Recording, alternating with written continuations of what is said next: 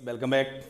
Start करना है class 12 chapter 4 moving charger and magnetism का पार्ट नंबर 9 वीडियो। और गाइज आज की इस वीडियो का टॉपिक है हमारा एप्लीकेशन ऑफ बियो-सावर्ट लॉ। इससे पहले वाले पार्ट में हम लोगों ने बियो-सावर्ट लॉ पढ़ा था और उसका फॉर्मूला देखा था।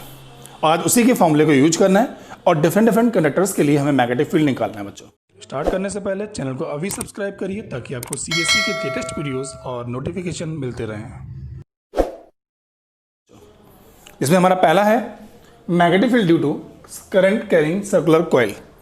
एक सर्कुलर कॉइल हमारे पास है और मैग्नेटिक फील्ड उसका निकालना है और निकालने यूज किसको करना है? बियो-सावर्ट लॉ को यूज करना है। ठीक है, सबसे पहले बियो-सावर्ट लॉ होता क्या है?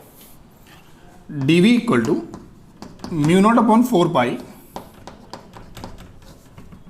Ideal sine theta over R square. That is the formula for the Biot Savart law. और इसको यूज करके हमें क्या निकालना है? करंट कैरिंग सर्कुलर कॉइल के लिए मैग्नेटिक फील्ड निकालना है एक पर्टिकुलर पॉइंट पर। ठीक है, सबसे पहले करंट कैरिंग सर्कुलर कॉइल कुछ ऐसे मान लिया हमने और सेंटर पॉइंट इसका O है। यहाँ से सेंटर से डिस्टेंस की R है, R फॉर रेडियस बोल सकते हैं। और इसके अलावा बच्चों ये जो करंट है मान लीजिए क्लॉकवाइज जा रहा है, क्लॉकवाइज या एंटी क्लॉकवाइज कोई भी मान सकते हैं, दोनों पे निकाल सकते हैं, डायरेक्शन बस अपोजिट हो जाएगी। हाँ, डायरेक्शन की अगर बात करते हैं तो किसी भी पॉइंट पर डायरेक्शन जो होती है मैग्नेटिक फील्ड की वो निकालते हैं राइट हैंड पाम रूल से। राइट हैंड पाम रूल क्या होता है बच्चों?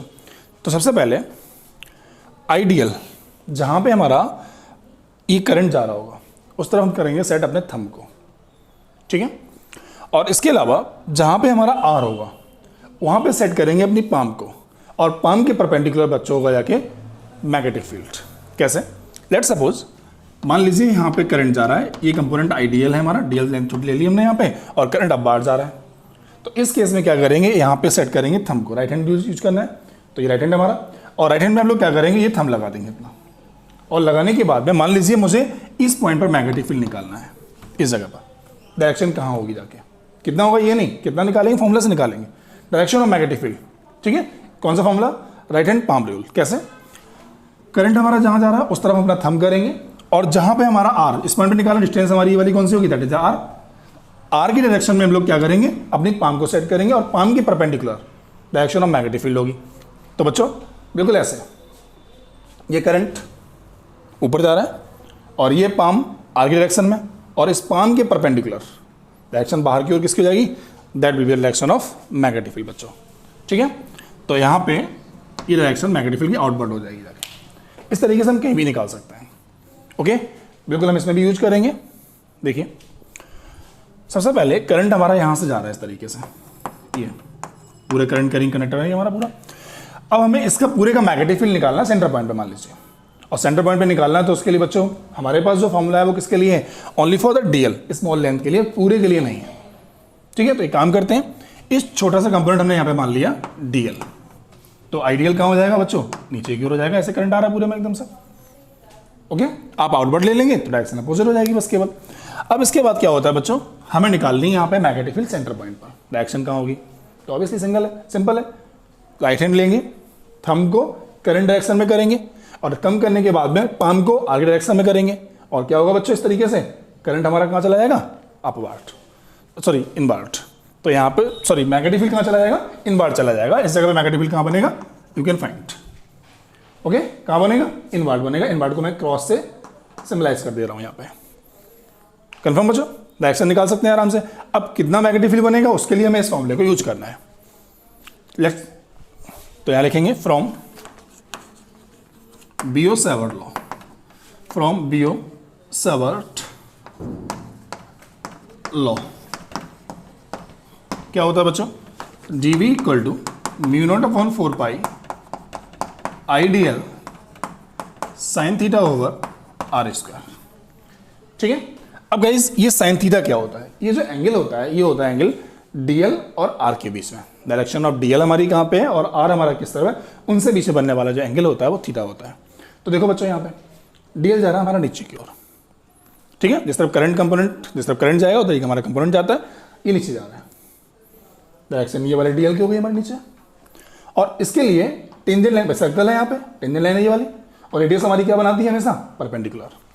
तो बच्चों आर और डीएल में कितना एंगल बन जाएगा? That will be the 90। तो यहाँ पे जो थीटा हमारा होगा जाके बच्चों वो कितना हो जाएगा 90। तो यहाँ लिखेंगे थीटा इक्वल टू 90 डिग्री। और बच्चों साइन 90 की वैल्यू कितनी होती है? तो साइन 90 की वैल्यू होती है 1। तो यहाँ से हो जाएगा dv equal to mu naught upon 4 pi I D L sine 90 over R square. और साइन 90 की वैल्यू 1 हो जाएगी, प्लेस करेंगे यहाँ पे। तो बच्चों यहाँ पे हो जाएगा dv इक्वल टू, वेक्टर लगा देते हैं जो वेक्टर क्वांटिटी होती है यहाँ पे। तो ये म्यू नॉट अपॉन 4 पाई, क्या वेक्टर नहीं लगे, वेक्टर वैल्यू निकालना है। तो mu naught upon 4 pi sine 90 1 कर दिया, तो यहाँ बचेगा जाके I D L upon R square. मतलब इस छोटे से कंपोनेंट के लिए इतना मैग्नेटिक फील्ड बनेगा। और हमें मैग्नेटिक फील्ड बच्चों किसका निकालना है? इस पूरे का निकालना है। तो हमें क्या करना पड़ेगा? इसको इंटीग्रेट करना पड़ेगा। ठीक है, तो integrate both side, integrate both side. तो यहाँ पर हो जाएगा dv इक्वल टू इंटीग्रेट, ये पूरा सर्कल है तो यहाँ पे क्या हो, होल इंटीग्रेशन हो जाएगा। इस तरीके से सिंबल लगा देते हैं पूरे के लिए। ठीक है, और यहाँ हो जाएगा mu naught upon 4 pi I D L upon R square. अब बच्चों इसमें देखिए, जब इंटीग्रेशन हमें करना होगा तो इंटीग्रेशन किसका होगा? आई हमारा कांस्टेंट, करंट तो चेंज नहीं होने वाला, डिस्टेंस हमारी चेंज नहीं होने वाली, ये पहले से कांस्टेंट रखा हुआ है। तो चेंज क्या होगी? dl dl dl dl dl, हर जगह चेंज हो रही है। तो dl यहाँ पर रह जाएगा, केवल इसी का इंटीग्रेशन होगा और बच्चों का इंटीग्रेशन नहीं होगा, ये कांस्टेंट के रूप में बाहर निकल आएंगे। तो बच्चों यहाँ पे हो जाएगा dv का इंटीग्रेशन कितना हो जाएगा बच्चों? b equal to mu naught upon 4 pi I upon R square whole integration of dl। अब dl होल इंटीग्रेशन कितना होगा? dl क्या पूरी सर्कमफ्रेंस बने, चूंकि कैसा है, सर्कुलर है, और सर्कुलर में सर्कमफ्रेंस होगी जाके पूरी, और सर्कमफ्रेंस कितनी होती है बच्चों? 2 पाई आर होती है। तो कितना हो जाएगा? b equal to mu naught upon 4 pi I over R square into 2 pi R. R से आर पावर क्रॉस हो जाएगी, पाई से पाई क्रॉस हो जाएगा, 2 2 जा 4, और आंसर आ जाएगा बच्चों यहाँ से b equal to mu naught I upon 2r। That is the magnetic field due to current carrying circular coil बच्चों। ठीक है, ये हमारा फॉर्मूला डेवलप हो गया पहला। ओके गाइस, क्वेश्चन कैसे बनता है इससे, लेट्स वॉच। अच्छा एक चीज और है, सर्कल था हमारे पास, अगर हमारा मान लीजिए direction of dl direction of r same axis में हो जाएंगे तो वहाँ पे मैग्नेटिक फील्ड नहीं बनेगा बच्चों। क्यों नहीं बनेगा? क्योंकि dl और r में जो एंगल होता है वो थीटा होता है, और एक्सिस सेम हो जाएगा तो साइन जीरो तो मैग्नेटिक फील्ड कितना हो जाएगा बच्चों? 0 हो जाएगा। ठीक है, तो लेट्स सपोज एक एग्जांपल लेता हूं मैं इसका, क्वेश्चन ऐसा भी आ जाता है, ये कोई कंडक्टर्स है हमारे, और इस कंडक्टर्स के इस पॉइंट पर मैग्नेटिक फील्ड बताना है कितना बनेगा।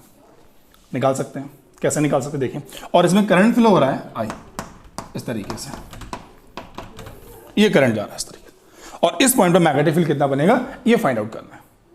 कैसे करेंगे? सबसे पहले बच्चों यहां से ये डिस्टेंस r, यहां से ये डिस्टेंस r इस तरीके से दिया गया। तो बच्चों देखो यहाँ पे ये कंपोनेंट रहेगा, अगर हम dl लेंगे तो स्मॉल ले लेंगे यहाँ पे, तो dl और r डायरेक्शन सेम है, एंगल 0 हो जाएगा। और अगर एंगल 0 हो गया बच्चों तो कितना हो जाएगा? मैग्नेटिक फील्ड 0, मतलब इस जगह पे मैग्नेटिक फील्ड नहीं बनेगा, b 0 हो जाएगा। ठीक, इस जगह मैग्नेटिक फील्ड कितना बनेगा? तो इस जगह मैग्नेटिक फील्ड कितना बनेगा हमें पूरा सर्कल का मालूम है ना, ऐसे करके। तो ये 1/4 पार्ट हो गया इसका। तो ऑब्वियसली बच्चों जितना निकल गया ये पूरे का निकल गया, इसका 1/4 कर दीजिए यहाँ पे, ये मैग्नेटिक फील्ड यहाँ से निकल आएगा। अब बच्चों इतने का मैग्नेटिक फील्ड निकाल लिया हमने इस फॉर्मूले से 1/4 करके, क्योंकि सर्कल का 1/4 पार्ट है यहाँ पे। क्या कोई भी एंगल होगा तो एंगल प्लेस कर सकते हैं यहाँ पे। इसके अलावा ये करंट इस तरफ जा रहा है और आर भी हमारा इस तरफ जा रहा है, तो यहाँ पे मैग्नेटिक फील्ड कितना बनेगा? 0। तो इसमें और इस वाले इससे मैग्नेटिक फील्ड 0 रहेगा, और इसका हम लोग फाइंड कर सकते हैं। ये हमारा क्रॉस क्वेश्चन आ जाता है एग्जाम में मोस्टली इस तरीके से। ठीक है, तो that is the first application of magnetic Biot Savart law, magnetic field due to a current carrying circular coil. अब गाइस सेकंड आता है हमारा कौन सा? Magnetic field due to a straight current carrying conductors. अगर मान लीजिए सर्कुलर नहीं है, स्ट्रेट है, तो क्या करेंगे? उसका एग्जांपल मान लो मैंने ये एग्जांपल दिया, और इसकी जगह पे मान लीजिए अगर हमने डायग्राम ऐसे बना दिया ये, और मैंने आपसे बोला कि मुझे बताइए इस जगह पे मैग्नेटिक फील्ड कितना बनेगा। तुरंत आपने बोला भाई ये करंट इस तरीके से जा रहा है, और अगर करंट ऐसे जा रहा है तो ऑब्वियसली बच्चों क्या होगा जाके, इसका 0 मैग्नेटिक फील्ड, सेम एक्सिस है, इसका निकाल सकते हैं इस फॉर्मूले से, सर्कल वाले से। और इसके अलावा यहाँ पे कितना होगा, तो यहाँ तो पता ही नहीं स्ट्रेट के लिए, क्योंकि एक्सिस अब तो सेम डायरेक्शन तो नहीं है इसकी, भाई आर हमारा इस तरफ आ रहा है। ठीक है। तो ऐसे केस में यहाँ का मैग्नेटिक फील्ड कितना बनेगा, या magnetic field due to a straight current carrying conductor कितना होता है उसको देखना है। तो पहले आप इसको नोट कर लीजिए, फिर सेकंड एप्लीकेशन पढ़ते हैं हम लोग। स्टार्ट करने से पहले चैनल को अभी सब्सक्राइब करिए ताकि आपको सीबीएसई के लेटेस्ट वीडियोस और नोटिफिकेशन मिलते रहे।